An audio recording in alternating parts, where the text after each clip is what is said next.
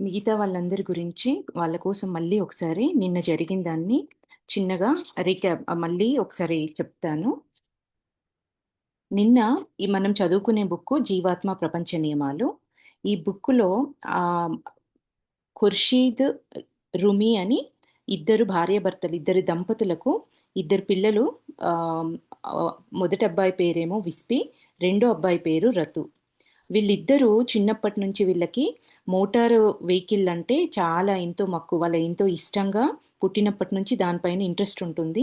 ఆ ఇంట్రెస్ట్ వల్ల వాళ్ళేంటి అంటే వాళ్ళ లైఫ్ కూడా మోటార్ సర్వీసులు, రిపేర్ గరాజ్‌ని పెట్టుకొని అందులోనే వాళ్ళు వర్క్ చేస్తూ ఉంటారు. వాళ్ళ ఓన్ గరాజ్‌లో. అయితే వీళ్ళకి బైక్ రేసింగ్‌లన్నా, ఈ మోటార్ ర్యాలీలన్నా ఇవంటే వీళ్ళకు చాలా ఇష్టము. అందులో పార్టిసిపేట్ చేస్తూ అందులో పాల్గొంటూ ఉంటారు. ఈ రేసులల్లో అట్లా. అయితే ఒకరోజు ఏం జరుగుతుంది, ఇట్లానే వీళ్ళు ఆహ్, 1632 మైళ్ళ రేస్ ఉంటది. మోటార్ ర్యాలీలో వాళ్ళు ఇద్దరు అన్నదమ్ములిద్దరూ అందులో పాల్గొందామని చెప్పేసి రాత్రి 8:30కు ఇంట్లో నుంచి బయలుదేరుతారు కారులో. వాళ్ళిద్దరూ వాళ్ళతో పాటు ఇద్దరు మెకానిక్‌లు, వాళ్ళ ఫ్రెండ్, మొత్తము ఐదుగురు కారులో బయలుదేరుతారు. బయలుదేరి వాళ్ళు కొంత దూరం వెళ్ళేప్పటికి ఒక యాక్సిడెంట్ జరుగుతుంది. ఎట్లా జరుగుతుంది యాక్సిడెంట్ అంటే, వాళ్ళకు తెలియకుండా ఒక్కసారి ఒక కునుకు తీస్తారు. ఆ చెట్టు వెళ్ళి కారు వెళ్ళి ఒక చెట్టుకు గుద్దుకుంటుంది. ఇమ్మీడియేట్‌గా అక్కడే ఇద్దరు అన్నదమ్ములిద్దరూ ఆ కారులోనే చనిపోతారు. ఆ విషయము వాళ్ళ తండ్రికి తెలిసి హాస్పిటల్ నుంచి హాస్పిటల్‌కెళ్ళి చూస్తారు. మిగిలిన వాళ్ళు వాళ్ళ ఫ్రెండు, ఇద్దరు మెకానిక్‌లకు చిన్న చిన్న గాయాలైతాయి గానీ, వాళ్ళు బానే ఉంటారు. వీళ్ళిద్దరు పిల్లలు మాత్రము ఇమ్మీడియేట్‌గా అక్కడ చనిపోతారు. తర్వాత ఆ తల్లిదండ్రులిద్దరూ ఇంక వాళ్ళకి జీవితం లేదు, ఇంకేముంది, దేవుడు లేడు, నేను ఏ పాపం చేయకపోయినా నా పిల్లలు ఇట్లా అర్ధాయుషుల్లాగా ఎళ్ళిపోయారు అని వాళ్ళు విపరీతమైన దుఃఖంలో ఉంటారు. దుఃఖంలో ఉన్న తల్లిదండ్రులకి వాళ్ళ ఇరుగు పొరుగున ఉన్న ఒక ఆవిడ మరదలికి ఛానెలింగ్ అంటే వాళ్ళెట్లా అంటే ఒక అతీంద్రియ శక్తి అంటే సోల్స్ తోటి మాట్లాడగలిగే శక్తి ఉంటుందన్నట్టు. వాళ్ళని మీడియమ్స్ అంటారు. ఆవిడ ఒక ఆవిడకి ఈ పిల్లల తల్లిదండ్రులు, ఈ దంపతుల ఇద్దరి పిల్లల ఆత్మలు కనెక్ట్ అయ్యి, మేము మా తల్లిదండ్రులతో మాట్లాడాలనుకుంటున్నాము. మేము చనిపోయామని మా తల్లిదండ్రులు ఎంతో బాధపడుతున్నారు. మేము ఎలా అయినా వాళ్ళకి సందేశాన్నివ్వాలి అని చెప్పేసి ఆవిడనడుగుతారు. ఆమె ఈ ఈ దంపతుల ఇరుగు పొరుగున ఉన్న ఒక ఆవిడ ద్వారా ఈ విషయం వీళ్ళిద్దరూ తెలుసుకొని ఆవిడ దగ్గరికెళ్తారు. వెళ్ళి వాళ్ళ అబ్బాయితో మాట్లాడతారు ఆ ఆత్మలతో. ఆహ్, మాట్లాడినప్పుడు పెద్దబ్బాయి తల్లిని ఒక సెపరేట్‌గా ఒక పేరుతో పిలుస్తాడు. అదెవ్వరికీ తెలీదు. ఆ ముక్కు, మొహం తెలియని ఒక వ్యక్తి తల్లిని ఎవరికీ తెలియని పేరుతో, వాళ్ళ కొడుకు మాత్రమే పిలిచే ఒక పేరుతో పిలిచేటప్పటికల్లా, వాళ్ళ తల్లి గుర్తుపడుతుంది. ఇది మాట్లాడేది మా అబ్బాయే అనే విషయాన్ని గుర్తుపట్టి నమ్మడం జరుగుతది. సో, అక్కడి నుండి వాళ్ళేం చెప్తారు అనంటే, మీరు వాళ్ళ తల్లికి ఇంక నాకు జీవితం లేదు, చనిపోవాలనుకుంటున్నాను, నా పిల్లలే లేకుండా నేను బ్రతకడం ఉపయోగం ఏముంది అనే స్థితిలో తల్లి ఉన్నప్పుడు, ఆ ఇద్దరు పిల్లల ఆత్మలు చెప్తారు. నీకు భూమి మీద ఒక ధ్యేయం ఉంది. నువ్వు ఆ ధ్యేయాన్ని పూర్తి చేసుకోవాలి. ఏంటి ఆ ధ్యేయం అంటే, ఆధ్యాత్మికమైన జ్ఞానాన్ని అందరికీ పంచాలి. ఎలా అయితే ఇలా పిల్లల్ని పోగొట్టుకొని, ప్రియతమైన వాళ్ళని పోగొట్టుకొని దుఃఖంలో ఉన్న వాళ్ళకి భరోసానిస్తూ, వాళ్ళని ఆధ్యాత్మికమైన మార్గంలోకి నడిపించడము, ఆధ్యాత్మిక ఈ ఈ ఈ బుక్కుని తీసుకొచ్చి 10 మందికి పంచడము అనేది నీ ధ్యేయము. కాబట్టి నువ్వు ఆ ధ్యేయం అయిపోయేంత వరకు భూమి మీద ఉండాలి అనేది ఆ సోల్స్ చెప్తారు. ఇంకేం చెప్తారు అనంటే, ఎవరమైతే ఇప్పుడు చావు అనేది జరిగింది. అదేదో దేవుడొచ్చి తీసుకెళ్ళాడు, హఠాత్తుగా అట్లా జరిగింది అట్లా కాదు. ప్రతి దానికి ఒక కారణం ఉంటుంది. అది మేము అంతవరకు మాత్రమే మా ఎక్స్‌పీరియన్స్ కోసం మేమొచ్చాము. అక్కడి తర్వాత మాకింకా అవసరం లేదు. భూమి మీద ఉండాల్సిన అవసరం లేదు. మేము ఏ సంకల్పంతోటి అయితే వచ్చామో అది నెరవేరింది కాబట్టి మేము తిరిగి ఈ లోకాలకొచ్చేసాము అనే విషయాన్ని వాళ్ళిద్దరు చెప్తారు. అయితే ఇక్కడ ఈ బుక్కు ఎట్లా వస్తుంది అనేది అనంటే, ఆ సోల్సే ఆటో రైటింగ్ అనే పద్ధతి ద్వారా మనకి ఈ బుక్కునిచ్చారు. అంటే వాళ్ళ తల్లి ఆలోచన రహిత స్థితిలో అంటే ధ్యాన స్థితిలో ఒక పెన్నును పట్టుకొని కూర్చుంటుంది. బుక్కు పైన ఆలోచన రహిత స్థితిలో చేతిలో ఒక పెన్నును పట్టుకొని బుక్ పైన పెట్టి కూర్చుంటుంది. ఆ సోల్స్ ఆ పిల్లలే వచ్చి మనం ఒక క్వశ్చన్ అడిగితే దానికి సమాధానం ఆ బుక్లో రాస్తూ ఉంటారు. మొదటగా గజిబిజిగా పేపర్ల మీద అక్షరాలు వస్తాయి. తర్వాత చాలా నీట్గా అడిగిన ప్రతి ప్రశ్నకి సమాధానం ఈ బుక్ రూపంలో మనకు ఇచ్చారు. ఈరోజు నేను ఇక్కడి వరకు చదివాను ఫ్రెండ్స్. ఈరోజు ఆ, వీళ్ళు ఇచ్చిన సందేశాలు ఏంటి అనేవి ఈ రోజు నుంచి మొదలవుతున్నాయి. మొదటగా ఇది 4వ నెల 14వ తారీఖు 1981 సంవత్సరంలో వీళ్ళు దేని గురించి మాట్లాడారు ఈ సోల్స్ అంటే దేవుడి నిజమైన న్యాయాలు అనే టాపిక్ మీద వాళ్ళు చెప్పారు. వాళ్ళ ఆటో రైటింగ్ ద్వారా మనకి మెసేజ్ని ఇచ్చారు. ఇక్కడ ఏమంటున్నారు అంటే, ప్రియమైన అమ్మా నాన్న, ఆత్మలోకం నుంచి విస్పి రతు మాట్లాడుతున్నాం. ఆ ఇద్దరు పిల్లల ఆ దంపతులు ఇద్దరు పిల్లల పేర్లు విస్పి రతు. పెద్దబ్బాయి పేరు విస్పి, రెండో అబ్బాయి పేరు రతు. మేమిద్దరము మాట్లాడుతున్నాము. ఎక్కడి నుంచి అంటే ఆత్మలోకం నుంచి మాట్లాడుతున్నాము అని చెప్తున్నారు. మీ ద్వారా భూలోకంలోని ప్రజలు సక్రమ మార్గం అంటే సర్వశక్తిమంతుడైన భగవంతుని నిజ మార్గంలో ఎలా ప్రయాణించాలో తెలియజెప్పేందుకు మాట్లాడుతున్నాం. మేము ఎందుకు ఇలా మాట్లాడుతున్నామంటే ఏదో బంధాలతోటి నీ మీదున్న అటాచ్మెంట్స్ తోటి కాదు. మా ద్వారా చనిపోయిన తర్వాత ఆత్మలోకం అనేది ఎట్లా ఉంటుంది, ఆ దేవుడు ఆ పరమాత్మ నిజంగా మనము నిజమైన మార్గంలో ఎలా ప్రయాణించాలని తెలియజెప్తున్నాడో మేము ఆ విషయాలు మాట్లాడతాము అని చెప్తున్నారు. అమ్మ, మా కోసం ఈ పుస్తకాన్ని రాయండి. దీని ద్వారా మీ లోకంలోని వారికి ఆత్మలోకం గురించి, భూలోకంలో ఉన్నవారు తప్పుగా అర్థం చేసుకున్న దేవుడి సూత్రాలు, నియమాల గురించి, ఆత్మలోకంలో ఉండే ఆవరణల గురించి తెలుసుకునే అవకాశం ఇవ్వండి. అంటే భూలోకంలో సరైన అవగాహన లేదు. ఆత్మలోకం చనిపోయిన తర్వాత ఈ మన ఆత్మలోకంలో ఎలా ఉంటుంది, ఏం జరుగుతుంది అనేది భూలోకంలో సరైన జ్ఞానం లేదు. కాబట్టి ఆత్మలోకంలో దేవుడి పెట్టిన సూత్రాలేంటి, నియమాలేంటి, అసలు అక్కడ ఆవరణలు అనేవి ఎట్లా ఉంటాయి అనేది తెలుసుకునే అవకాశాన్ని నీ ద్వారా భూలోక వాసులకు ఇవ్వమ్మా అనేది ఆ పిల్లలు తల్లితో చెప్తున్నారు. దేవుడి వాస్తవ న్యాయాన్ని గురించి పురోహితులు, గొప్ప తాత్వికులు చెప్పిన విషయాలన్నింటినీ నమ్మడం చాలా తప్పు. వారికి అన్నీ తెలియవు.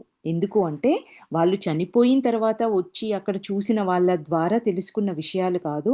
ఇక్కడున్న పురోహితులు కానీ తాత్వికులు అనంటే తత్వం గురించి బోధించే వాళ్ళకి కానీ, గురువులు అనుకోండి, వాళ్ళకి కానీ ఈ విషయాల గురించి సరైన అవగాహన లేకుండా జనాలని తప్పుదారిలో నమ్మిస్తున్నారు, తప్పులు చెప్తూ నమ్మిస్తున్నారు. వారికి అన్ని విషయాలు తెలీదు. వారికి కానీ మీకు కానీ భూలోకాన్ని వదిలి ఆత్మలోకంలోకి వచ్చినప్పుడే అన్నీ తెలుస్తాయి. చెప్పే వాళ్ళకి, తప్పుగా ఇన్ఫర్మేషన్ ఇచ్చే వాళ్ళకు నిజంగా అనుభవాన్ని పొందినప్పుడు మాత్రమే తెలుస్తుంది. అంటే ఈ ఆత్మలోకంలోకి వచ్చినప్పుడే తెలుస్తుంది. నిజమైన న్యాయం ఏమిటో చెప్పడానికి కొన్ని పేజీలో, అధ్యాయాలో, పుస్తకాలో సరిపోవు. దేవుడు నిజంగా మన నుంచి ఏం కోరుకుంటున్నాడో తెలుసుకొనడానికి కొన్ని యుగాలు పడతాయి. అందువల్ల దీనిని మీకు చెప్పాలని మేము చేసే ప్రయత్నాలు అంత సంతృప్తికరంగా అనిపించకపోవచ్చు. అయినా కానీ మాకు ప్రియమైన మీరు భూలోకంలో ఉండే అందరూ సత్యమేమిటో తెలుసుకోవాలని, ఏవో పనికిమాలిన నమ్మకాలతో ఆధ్యాత్మిక గురువో తాత్వికుడో చెప్పాడని ఎన్నో తప్పులు చేస్తున్నారని తెలుసుకోవాలని మేము కోరుకుంటున్నాం. అంటే నిజంగా ఆ పరమాత్మ అనే ఆయన జ్ఞానం అనేది తెలుసుకోవడము ఈ ఒక బుక్ ద్వారా కానీ, కొన్ని అధ్యాయాల ద్వారా కానీ సరిపోవు. పుస్తకాలు చదివినంత మాత్రాన ఆ జ్ఞానం అనేది సరిపోదు. కానీ మా వంతుగా మేము ఒక చిన్న ప్రయత్నం చేస్తున్నాము అనేది వాళ్ళు చెప్తున్నారు. మాకు ఏవో ఇక్కడ వీళ్ళు ఇంకేమంటున్నారు అనంటే, సత్యమేమిటో తెలుసుకోవాలని ఏవో పనికిమాలిన నమ్మకాలతో ఆధ్యాత్మిక గురువో తాత్వికుడో చెప్పాడని ఎన్నో తప్పులు చేస్తున్నారని తెలుసుకోవాలని మేము కోరుకుంటున్నాం. కొన్నిసార్లు వారు చెప్పేవి దేవుడి వాస్తవ నియమ నిబంధనలకు పూర్తిగా విరుద్ధంగా ఉంటాయి. అంటే వాళ్ళు చెప్పేది సత్యము అని చెప్తారు. కానీ వాళ్ళు ఎవరి ద్వారానో విన్నదే అది. వాళ్ళకు స్వయంగా అనుభవం ఉందా అంటే లేదు. ఎవరో సరికాని నాలెడ్జ్ ఉన్న వాళ్ళు, జ్ఞానం ఉన్న వాళ్ళు వాళ్ళకి చెప్తారు. వాళ్ళు జనాలకు అదే నిజము అని చెప్పేసి ప్రచారం చేస్తారు అనేది ఇక్కడ వీళ్ళు చెప్తున్నారు. ఇప్పుడు భూమి మీద దుష్టాత్మలు, చెడాత్మలు వర్ధిల్లుతుండగా సదాత్మలు బాధింపబడుతూ ఉన్నాయి. అంటే ఆత్మలకు కూడా ఒక స్థితి అనేది ఉంటుంది. మొదటగా భూమి మీదకొచ్చిన ఆత్మలు వాళ్ళు సరైన దారిలో నడవరు. వాళ్ళు ఎంతసేపు వాళ్ళ కోసం వాళ్ళే ఆలోచించుకుంటూ ఉంటారు. ఎదుటి వాళ్ళని చంపైనా, ఎదుటి వాళ్ళని బాధ పెట్టైనా సరే, నాకు నచ్చినట్టుగా నేను బ్రతకాలి అనే ఒక అజ్ఞానంలో ఉంటారు. అయితే వీళ్ళిక్కడ ఏమంటున్నారు, ఇప్పుడు భూమి మీద వాళ్ళు ఈ బుక్ ఇచ్చినప్పటికీ ఈ బుక్ వాళ్ళు ఇది చెప్పేటప్పటికి భూమి మీద ఎక్కువగా చెడు ఆత్మలు, దుష్టాత్మలు ఎక్కువగా ఉన్నాయి. వీళ్ళ ద్వారా మంచి సదాత్మలు బాధింపబడుతూ ఉన్నారు. అంటే అజ్ఞానంతో ఉన్నవాళ్ళు ఎప్పుడూ ఒక జ్ఞాన మార్గంలో నడిచే వాళ్ళకు అడ్డుపడుతూనే ఉంటారు. ఏ యుగమైనప్పటికీ కూడా. ఇప్పుడు ఆయన చెప్పేదదే సదాత్మలు బాధింపబడుతూ ఉన్నాయి. చెడు ఆత్మలు బాగా వర్ధిల్లుతూ, సదాత్మలు ఎందుకు బాధింపబడుతున్నాయో ఈ పుస్తకం మీకు వివరిస్తుంది. అంటే మనకు చూడ్డానికి వాడు ఎన్నో తప్పులు చేస్తాడు, ఎన్నో అన్యాయాలు చేస్తాడు, అధర్మంగా బ్రతుకుతున్నాడు, కానీ చాలా బాగా ఉన్నాడు. నేను సరైన మార్గంలో ఉన్నాను, ఎవరికీ ఏ అన్యాయం చెయ్యట్లేదు, కానీ నాకెక్కువ కష్టాలున్నాయి అన్నట్టుగా మనకు భూలోకంలో కనిపిచ్చేది అసలు ఎందుకట్లా కనబడుతుంది అనేది మేము ఈ పుస్తకంలో మీకు వివరిస్తాము అని చెప్తున్నారు. దేవుడు తమకు అన్యాయం చేశాడని మంచి ఆత్మలు మన ప్రియమైన దేవుణ్ణి నిందించాలని చూస్తాయి. ఈ పుస్తకాన్ని చదవండి. ఇలా ఎందుకు జరుగుతుందో మీకు అర్థమవుతుంది. అంటే సరైన దారిలో ఉన్న వ్యక్తులు కూడా అన్యాయం చేశాడు, అన్ని తప్పులు చేస్తూ దుర్మార్గాలు చేస్తున్నవాడు హాయిగా ఉన్నాడు, దేవుడు నాకు అన్యాయం చేశాడని తిట్టుకుంటూ ఉంటారు. సదాత్మలు కూడా అలా చేస్తారు. అలా ఎందుకు జరుగుతుందనేది మేము మీకు వివరిస్తాము అంటున్నారు. ఇది 14 తారీఖు రోజు 4 నెల 14 తారీఖు రోజు వాళ్ళు ఇచ్చిన మెసేజు. ఇది ఇక్కడికి అయిపోయింది. నెక్స్ట్ డే 15 తారీఖు రోజు 81 సంవత్సరం 4 నెలలో సెకండ్ మెసేజ్ వాళ్ళు ఏమిస్తున్నారు అంటే ఆత్మ విశ్లేషణ ద్వారా బాగుపడటం. చెడు ఆత్మలు కోరుకుంటే సర్వశక్తిమంతుడైన భగవంతుడు వాటికి సాయం చేస్తాడు. తమని మార్చమని అంతఃప్రేరణతో దేవుడిని చెడు ఆత్మలు ప్రార్థిస్తే ఆయన తప్పనిసరిగా వాటికి సహాయం చేస్తాడు. అంటే నిజంగా చెడు మార్గంలో ఉండే వ్యక్తి అయినప్పటికీ కూడా వాళ్ళు మనస్ఫూర్తిగా నేను వెళ్ళే దారి సరైన దారి కాదు, నేను తప్పులు చేస్తున్నాను, దుర్మార్గాలు చేస్తున్నాను, ఎదుటి వాళ్ళను బాధ పెడుతున్నాను అని వాళ్ళు రియలైజ్ అయ్యి నేను మారాలనుకుంటున్నాను అని మనస్ఫూర్తిగా అనుకుంటే ఆ పరమాత్మ ఖచ్చితంగా వాళ్ళకు సహాయం చేస్తాడు మారడానికి అని చెప్తున్నారు. మంచిగా కానీ, చెడుగా గానీ ఉండటం అనేది ప్రతి ఒక్క ఆత్మ కోరుకునే దాన్ని బట్టి మాత్రమే ఉంటుంది. చెడు ఆత్మలు సదాత్మలుగా మారాలంటే క్షణంలో మారవచ్చు. మనం భూమి మీద తరచుగా తప్పు ఒప్పుకోండి, దేవుడు తప్పకుండా క్షమిస్తాడు అనే మాట వింటుంటాం. ఇది నిజమే. కానీ మత గురువు దగ్గర కాదు. తప్పు ఒప్పుకోవాల్సింది మీ పాపాలను మీకు మీరే ఒప్పుకోవాలి. అంటే ఎవరో ఒక వ్యక్తి ముందు ఒక ఒక ఉన్నతమైన గురువు ముందో, దేవుడి ముందో లోపల మార్పు లేదు. కానీ నిజమే నేను తప్పు చేశా, నేను ఒప్పుకున్నా అని పైకి మాటల ద్వారా అనడం కాదు. మనస్ఫూర్తిగా నీ అంతరంగంలో నువ్వు చేసిన తప్పును నువ్వు గుర్తించి, నేను చేసింది ఇది తప్పు అని మనస్సాక్షిగా నువ్వు ఒప్పుకోవాలి అనేది వాళ్ళు చెప్తున్నారు. మత గురువు దగ్గర కాదు. మిమ్మల్ని క్షమించే అధికారం పూజారికో, మత గురువుకో లేదు. మిమ్మల్ని క్షమించడానికి మత గురువెవరసలు? అతను మీకంటే ఎక్కువ పాపాలు చేసి ఉండొచ్చు. అందుకని అతని దగ్గర మీ పాపాలు చెప్పకండి. మీకు మీరే చెప్పుకోండి. మీకు మీరే నేను చెడ్డవాడినని చెప్పుకోండి. దేవుడిని మీకు సాయం చేయమని కోరండి. ఆయన చేస్తాడు. అయిష్టంగా కోరితే ఇది కుదరకపోవచ్చు, ఇది జరగకపోవచ్చు. మీరు నిజాయితీగా మారాలని భావిస్తూ ఆయనను కోరితే మీరు మంచివారుగా మారటానికి ఎంతో కాలం పట్టదు. అంటే ఇప్పుడు బయట ఉన్నతంగా వాళ్ళు ఎట్లా ఉన్నారు అనేది వాళ్ళు ఎట్లా చిన్నప్పటి నుంచి ఏం చేశారు? ఎట్లాంటి కర్మలు చేశారు? ఎట్లాంటి పాపాలు చేశారు? వాళ్ళు ఎట్లుంటున్నారనేది మనకు తెలీదు. మనకు ముందు వాళ్ళు కనబడే ఒక పూజారైనా, ఒక మత పెద్దయినా, వాళ్ళు కనబడే ఒక ఆకారాన్ని మాత్రమే చూస్తున్నాం. వాళ్ళ అలవాట్లు ఎట్లా ఉంటున్నాయి? వాళ్ళ మనసులో వాళ్ళ ఆలోచనలేంటి? వాళ్ళకి కూడా సరికాని ఆలోచనలు ఉండుంటాయి. ఒకరిని చూసి అసూయ కానీ, ఇంకా రకరకాల సరికాని గుణాలతో వాళ్ళు ఉండుండొచ్చు. వాళ్ళ ముందు వెళ్ళి నేను ఈ తప్పు చేశానని నువ్వు ఒప్పుకోవాల్సిన అవసరం లేదు. ఎందుకంటే వాళ్ళు మంచివాళ్ళో, చెడ్డవాళ్ళో తెలీదు మనకు. నటిస్తుంటూ ఉండొచ్చు. అందరూ అట్లానే ఉంటారని కాదు. ఉండొచ్చు. కాబట్టి నీకు నువ్వు జేసుకో. నీ మనస్సాక్షికి నువ్వు చెప్పుకో అని చెప్తున్నారు. తప్పు అయినా ఏదైనా ఒప్పుకోవడం అనేది. ఇంకొకటేమంటున్నారు, నువ్వు అయిష్టంగా కోరితే ఏదో పైకి కోరితే జరగకపోవచ్చు. ఆ దేవుడని అనేవాడు నీకు సహాయం చెయ్యకపోవచ్చు అనేది కూడా చెప్తున్నారు. ఇక్కడ ఇంకో ఉదాహరణ కూడా ఇచ్చారు. ఉదాహరణకి ఒక వ్యక్తి తాను మంచివాడినని భావిస్తుంటాడు. కానీ వాస్తవంలో అతడు మంచివాడు కాడు. అటువంటి ఆత్మల మాటేమిటి? ప్రశ్న. ఆవిడ క్వెషన్ అడిగింది ఆ ఆత్మలని. వాళ్ళ తల్లి పిల్లల్ని అడిగింది. నిజంగా ఎవరికి వాళ్ళు నేను మంచివాడిని, నేనే తప్పు చెయ్యలేదు అని అనుకుంటూ ఉండొచ్చు. మరి వాళ్ళ సంగతేంటి? అని ఆవిడడిగిన ప్రశ్నకి సమాధానం, చాలామంది తాము దైవ సూత్రాల ప్రకారమే పనిచేస్తున్నామని భావిస్తారు. కానీ తామెంత పాపాత్ములో వారికి కొంచెం కూడా తెలీదు.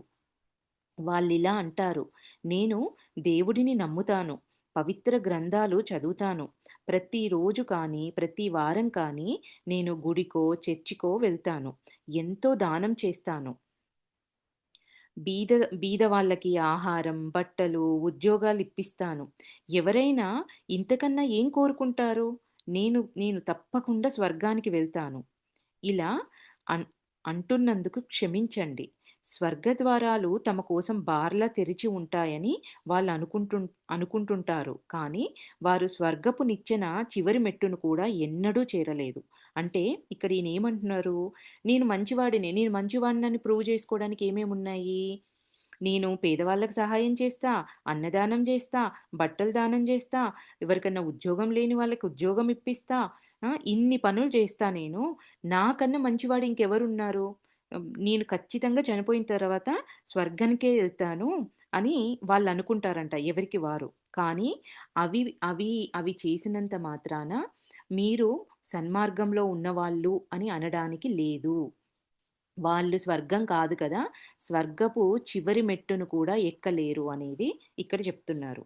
మరి ఎట్లాంటి వాళ్ళు మంచి వాళ్ళు అనేది నెక్స్ట్ ఎక్స్‌ప్లెయిన్ చేస్తారు. చూద్దాం.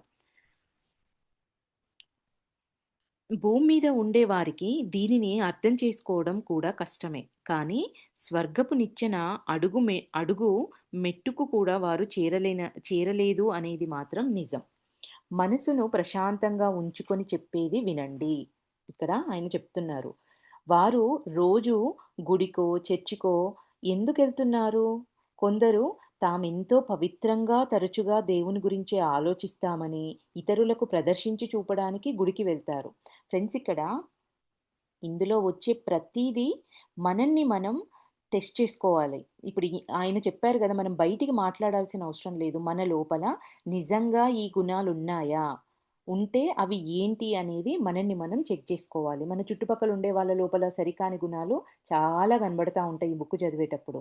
కానీ వాళ్ళ గురించి మనకు అవసరం లేదు. మన గురించి మాత్రమే. స్వాధ్యాయం అంటే బుక్ రీడింగ్ ఒకటే కాదు. స్వయాన్ని అధ్యయనం చేయడం కూడా స్వాధ్యాయమే.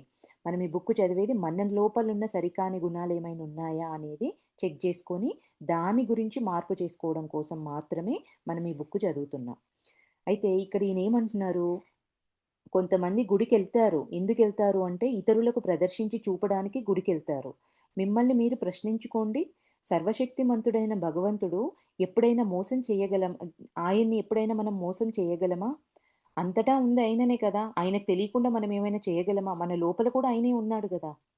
మీ తోటి వారిని మోసం చెయ్యవచ్చు కానీ, సర్వశక్తిమంతుడైన భగవంతుణ్ణి మీరెన్నడూ మోసం చెయ్యలేరు. దైవభీతి ఉన్న వ్యక్తినని మీ గురించి మీరు చెప్పుకుంటారు కదా! ఒకవేళ మీరు నిజంగా దైవభీతి గల వ్యక్తి అయితే, దేవుడిని మోసం చేయడానికి ప్రయత్నిస్తారా? అంటే ఇప్పుడు మనం ఏం చేస్తాము అంటే, నాకు నీ దేవుడి దగ్గరికెళ్ళి నాకిది జరిగితే నేను నీకది ఇస్తా. అంటే ఏం చేస్తున్నాం మనం? దేవుడికి లంచం ఇచ్చే ప్రయత్నం చేస్తున్నాం. ఇప్పుడు మనం కొట్టే కొబ్బరికాయలు కానీ, మనం ఇచ్చే తలనీలాలు కానీ, మనం చేసే హ్మ్, పుణ్యకార్యాలు కానీ, నిజంగా ఆయన అవి కోరుకుంటాడా? అవి ఇచ్చింది ఆయనే కదా! ఈ భూమి మీద ఉంది ప్రతీదీ ఆయనిచ్చిందే. తిరిగి మళ్ళీ ఆయనకే ఇస్తామని చెప్పేసి, ఆయనతో ఒక వ్యాపారంలాగా నేనిది చేస్తా, అది చేస్తా అని చెప్పుకుంటాం. ఇక్కడ ఆయన చెప్పేదదే. దైవభీతి ఉన్న వ్యక్తినని మీ గురించి మీరు చాలా చెప్పుకుంటారు కదా! ఒకవేళ మీరు నిజంగా దైవభీతి గల వ్యక్తి అయితే, దేవుణ్ణి మోసం చేయడానికి ప్రయత్నిస్తారా? కొంతమంది ప్రతిరోజు, ప్రతి వారం గుడికి వెళ్లి మరింత ధనాన్ని, మరింత సంతోషాన్ని, మరింత విజయాన్ని కోరుకుంటారు. ఇదేంటి?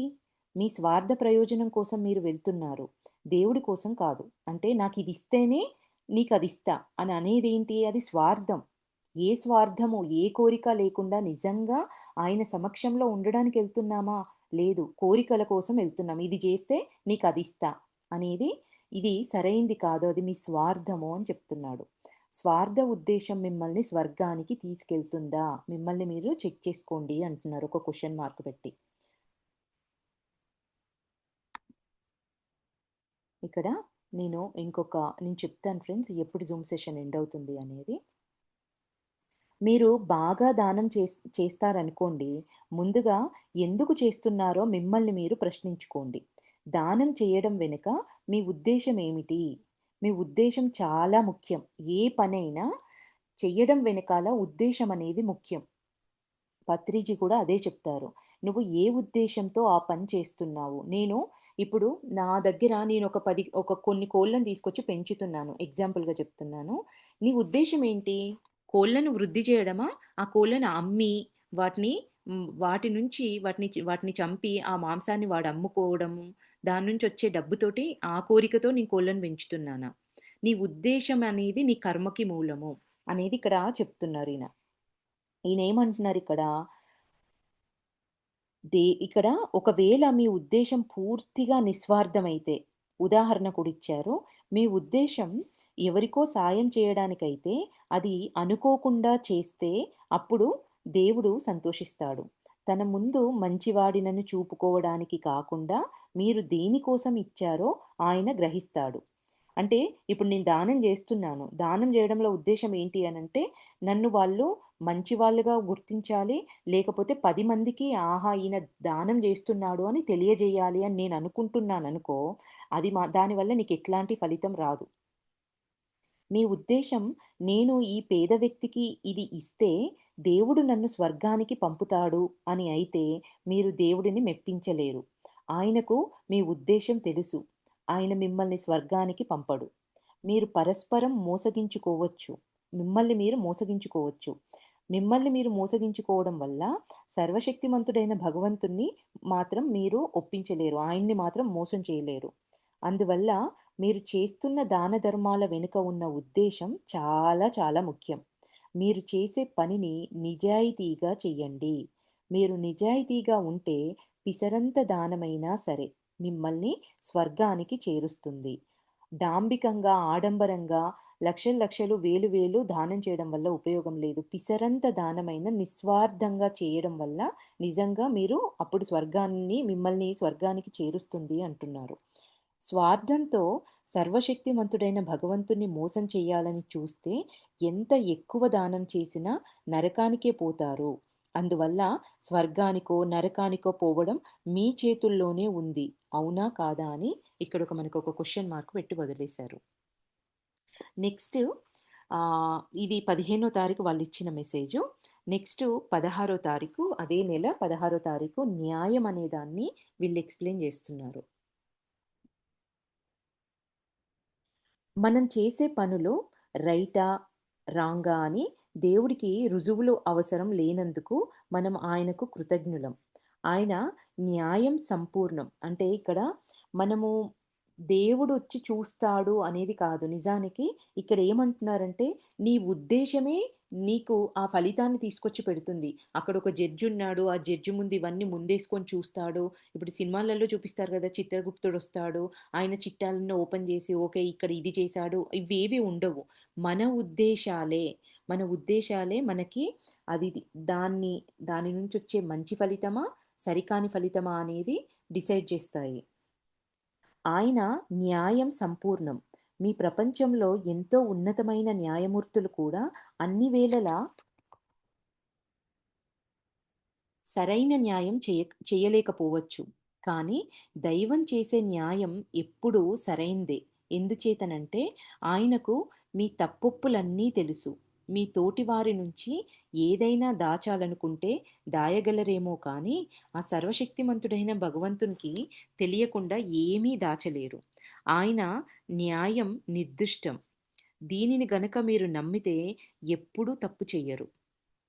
ఇది పూర్తిగా సత్యమని, మీరు ఏం చేసినా, చెప్పినా అది రికార్డయి ఉంటుందని మీరు నమ్మండి. అందువల్ల ఈ రికార్డయి ఉంటుంది అంటే, ఎక్కడ రికార్డయి ఉంటుంది అంటే, మన లోపల సబ్‌కాన్షియస్ మైండ్ అనేది ఉంటుంది. దాని లోపలే అన్నీ రికార్డయ్యి ఉంటాయి.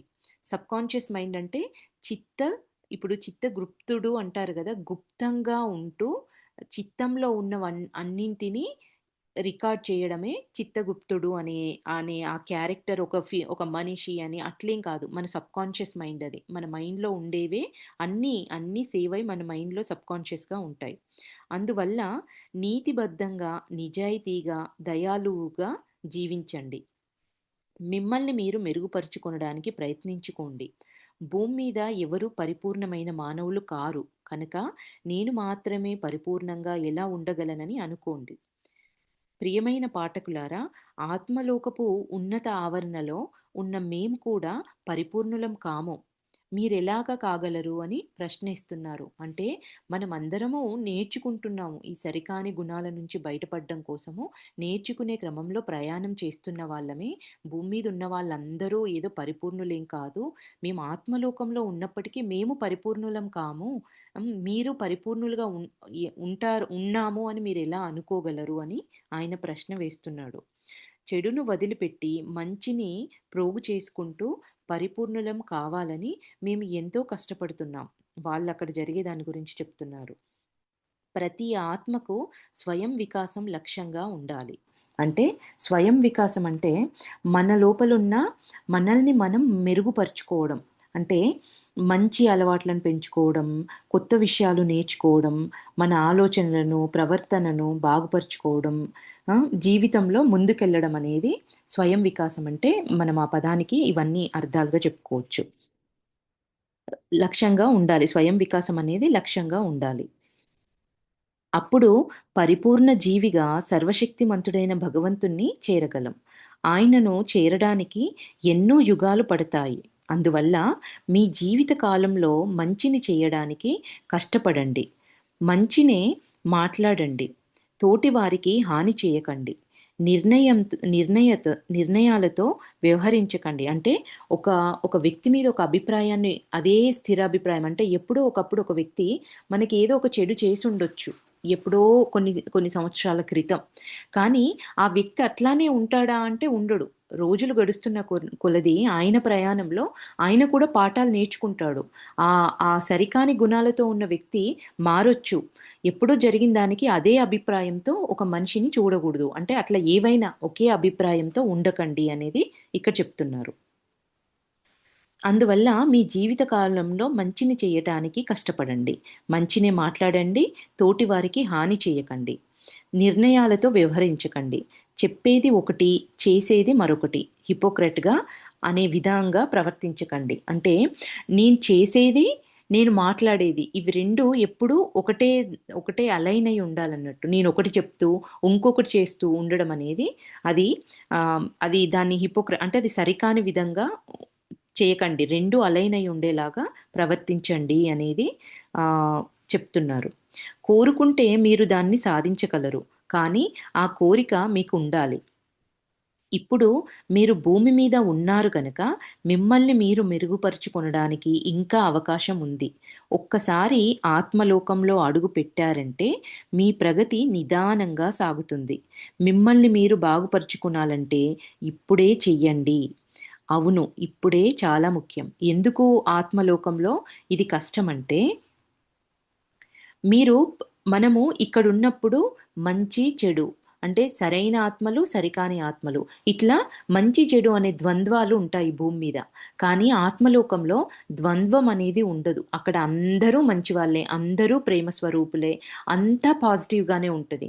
కాబట్టి నేర్చుకోవడానికి ఏముండదు. ఇప్పుడు మనల్ని కష్టపెట్టేవాడు ఒకడున్నాడు కాబట్టి, మనం నేర్చుకోవడానికి ఉంటుంది. ఓహో! నా లోపల ఈ గుణం ఉంది. నేను దీన్ని మార్చుకోవాలి అనేది నాకు అర్థమవుతది. కానీ పైకెళ్ళిన తర్వాత కష్టపెట్టేవాడెవ్వరూ ఉండరు. అందరూ ప్రేమ స్వరూపుల్లాగానే ఉంటారు. అంతా బానే ఉంటుంది. కాబట్టి నేర్చుకోవడానికి ఏమీ ఉండదు. కాబట్టి మీరు భూమి మీద ఉన్నప్పుడే నేర్చుకోండి. పైకొచ్చిన తర్వాత నేర్చుకోవడానికి చాలా నిదానంగా ఉంటుంది నేర్చుకోవడం అనేది. చాలా సమయం పడుతుంది అంటున్నారు. నెక్స్ట్ ఫ్రెండ్స్ ఆత్మలతో మాట్లాడడము. ఈ ఒక్క టాపిక్ మాట్లాడి ఈరోజు ఈ టాపిక్ తర్వాత ఆపేద్దాము. మనందరం బాగుపడాలని ప్రయత్నిస్తున్నాం. మీరు భూలోకంలో, మేము ఆత్మలోకంలో. కానీ మనిద్దరి మధ్య ఎంతో తేడా ఉంది. అంటే మీకైనా, మాకైనా ఒకే అభిప్రాయం. ముందుకెళ్ళాలి, బాగుపడాలి అనేది. మీకు అన్ని సత్యాలు తెలియవు. కానీ మాకు వాటిలో చాలా తెలుసు. మీ తోటివారు ఎంత మంచివారో, ఎంత చెడ్డవారో మీకు తెలీదు. కానీ మీరెంత మంచివారో, చెడ్డవారో మాకు తెలుసు. అంటే మన ముందు నటిస్తూ మాట్లాడుతుండొచ్చు. మన వెనకాల మనల్ని తిట్టుకుంటూ ఉండొచ్చు. లోపల తిట్టుకుంటూ ఉండొచ్చు. కానీ పైకి మాత్రం నవ్వుతూ, నటిస్తూ మాట్లాడుతూ ఉండొచ్చు. మీకు ఆ విషయం తెలీదు. కానీ పైనున్న మాకు వాడి లోపల ఏముంది, వాడు పైకి ఏం మాట్లాడుతున్నాడనేది 2 మాకు తెలుస్తాయి అనేది ఇక్కడ వీళ్ళు చెప్తున్నారు. మేము కొంతవరకు మనసును తెలుసుకోగలం. పూర్తిగా అనట్లే కొంతవరకు. మీరు మమ్మల్ని చూడలేరు. మేము చెప్పేది వినలేరు. మేము మిమ్మల్ని చూడగలం. మీరు చెప్పేది వినగలం. మనం వాళ్ళని చూడలేము. మనం వాళ్ళని వాళ్ళతో మాట్లాడలేము. కానీ వాళ్ళు మాత్రం మనల్ని చూడగలరు. మనతో మాట్లాడగలరు. మీ మనసులో ఏముందో, మీ ఆలోచనలేమిటో మేము తెలుసుకోగలం. మీ గురించి మీకన్నా మాకు బాగా తెలుస్తుంది. ఇదంతా వట్టిదే, కోతలనుకుంటే మీకో ఉదాహరణ చెప్తాను. అంటే ఇంకా ఉంటుంది గదా! మన లాజికల్ మైండ్ ఒక్కోసారి యాక్సెప్ట్ చేయకుండా, ఒకవేళ వీళ్ళేదో చెప్తున్నారు, ఇది ఇంతవరకు నిజము, ఏవో మాట్లాడుతున్నారు అని మీరు అనుకుంటున్నారు కావచ్చు. నేను మీకొక ఉదాహరణ చెప్తాను అని చెప్తున్నారు. మేము చెప్పేది రాస్తున్న మా అమ్మకు తన చుట్టూ ఉన్నవారి నిజ స్వరూపం ఏమిటో తెలీదు. ఆమె ఒక వ్యక్తి అంటే చెడు అభిప్రాయం ఉండేది. మా అమ్మకి ఒక వ్యక్తి అంటే చెడు అభిప్రాయం ఉండేది. కానీ అతను చాలా మంచివాడని మాకు తెలుసు. అంటే ఆవిడ వ్యక్తి మీద అభిప్రాయం చెడుగా ఉంది. కానీ వీళ్ళకి ఆ వ్యక్తి చాలా మంచివాడనే విషయం తెలుసంట. ఆత్మలోకం నుంచి చూస్తున్నారు కాబట్టి. మంచివారని ఆవిడ అనుకునేవారు. పెద్ద మంచివారని ఆవిడ అనుకునేవారు. పెద్ద హిపోక్రాట్లు, ఈర్ష్యాలువులు, హాని చేసేవారు. అందుకని మేము ఆమెకు సలహా చెప్పాం. ముందు ఆమె మేము చెప్పింది నమ్మలేదు. కానీ ఆమె మా నాన్నగారు చుట్టుపక్కల వారిని అడిగి తెలుసుకొని, మేము చెప్పింది నిజమని నమ్మి ఆశ్చర్యపోయారు. అంటే ఈవిడ ఆ వ్యక్తిని ఆయన చెప్పేదొకటి, చేసేదొకటి, ఆయన సరైన వ్యక్తి కాదు, ఆయనకి ఈర్ష్య ఉంటుంది, ఎదుటి వాళ్ళకు హాని చేసే వ్యక్తి అని వాళ్ళమ్మ అనుకునేదంట ఒక వ్యక్తి గురించి. వీళ్ళు ఆత్మలోకం నుంచి లేదమ్మా ఆ వ్యక్తి చాలా మంచివాడు, నువ్వు చూసే విధానం సరిగ్గా లేదు, కావాలంటే నువ్వు ఆ వ్యక్తి గురించి సంపూర్ణంగా అన్ని విషయాలు తెలుసుకో అని చెప్పిన తర్వాత వాళ్ళమ్మ వాళ్ళ నాన్న చుట్టుపక్కల ఉన్న అంటే వాళ్ళ ఫ్రెండ్సులలో ఉన్న వాళ్ళందరి దగ్గర ఆ వ్యక్తి గురించి తెలుసుకుందంట. తెలుసుకుంటే ఆమెకు నిజం తెలిసింది. లేదు లేదు ఆ వ్యక్తి అట్లాంటి వ్యక్తి కాదు. చానా మంచి వ్యక్తి అని చెప్పిన తర్వాత ఆమె ఆశ్చర్యపోయిందంట. ఇన్ని సంవత్సరాలు ఆ వ్యక్తి గురించి నేను ఇట్లా అనుకున్నానా అని. వారి చుట్టూ ఉన్న వ్యక్తులు ఎంత చెడ్డవారో, పాపాత్ములో మేము చెప్పకపోతే వారికి తెలిసేది కాదు. అంటే వాళ్ళ అమ్మ వాళ్ళ చుట్టూ మంచిగా నటిస్తూ ఉన్నవాళ్ళు నిజానికి మంచివాళ్ళు కాదు. ఎవరైతే చెడ్డగా కనిపిస్తున్నారో వాళ్ళు నిజానికి మంచివారు. అట్లా వీళ్ళు పైనుండి వాళ్ళ తల్లిదండ్రుల చుట్టూ ఉన్న మనుషులు ఎవరు సరైన వాళ్ళు, ఎవరు సరికాని వాళ్ళు అనేది మేము చెప్పేంత వరకి కూడా పూర్తిగా ఆ వ్యక్తుల గురించి మా తల్లిదండ్రులకు తెలీదు అనేది వీళ్ళిక్కడ మనకి ఎక్స్‌ప్లెయిన్ చేస్తున్నారు. అందువల్ల ప్రియమైన పాఠకులారా, ఆత్మలోకంలో ఉన్న మీ ఆత్మీయులతో మీరు మాట్లాడగలిగితే, వారి నుంచి మార్గదర్శకత్వాన్ని మీరు పొందగలిగితే, ఏ వ్యక్తి మంచివారో, ఎవరు చెడ్డవారో మీకు ఖచ్చితంగా తెలుస్తుంది. ఎన్నో విషయాల పట్ల మీకు స్థిరమైన అభిప్రాయాలుండటం వల్ల మీరు పొరపాటు పడతారు. అందువలన ఇలా మాట్లాడుతూ మేము మీకు మార్గదర్శకత్వం ఇస్తున్నాం. దుష్టాత్మలను బాగు చేయడం చాలా కష్టం. అయితే ఒక్కసారి వారి విశ్వాసాన్ని చురగొంటే దుష్టాత్మలను బాగు చేసే అవకాశాలు లెక్కలేనన్ని వస్తాయి. ఆత్మలతో సంభాషించడం ద్వారా ఎన్నో అద్భుతాలు జరుగుతాయి. మీ ప్రపంచం నుంచి వెళ్ళిపోయిన ఆత్మల నుంచి సందేశాన్ని పంపి భూమి మీద ఉన్న వారి బాధను పోగొట్టవచ్చు. అందరూ ఆత్మలోకం నుంచి సందేశాలను అందుకోలేరు. కానీ ఇలా అందుకోగలిగిన వారు ఇతరులకు సాయం చేయటానికి ముందుకొస్తున్నారు. భూమి మీద మనుషులు కొన్నిసార్లు చాలా తెలివితక్కువగా ఉంటారు.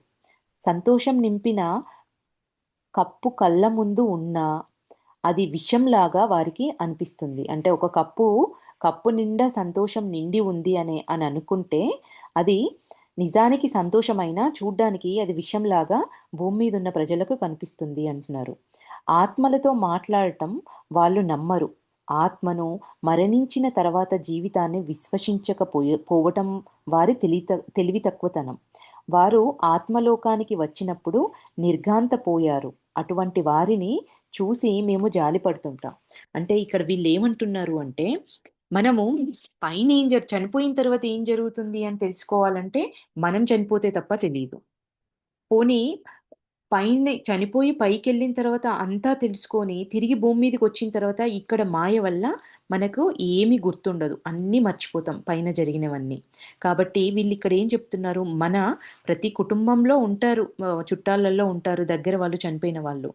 మనము వాళ్ళ ద్వారా వాళ్ళతో మనం మాట్లాడడం అనే ఈ జ్ఞానాన్ని తెలుసుకున్నప్పుడు, మనము ఇక్కడుండే అక్కడి జ్ఞానాన్ని తెలుసుకోవచ్చు. వాళ్ళ సహాయంతో ఇక్కడ ఇంకొంచెం సరైన దారిలో వెళ్ళడానికి వాళ్ళ నాలెడ్జ్ మనకు ఉపయోగపడుతుంది అనేది వాళ్ళిక్కడ చెప్తున్నారు. దీన్ని ఈరోజు ఇక్కడికి ఆపుతా ఫ్రెండ్స్.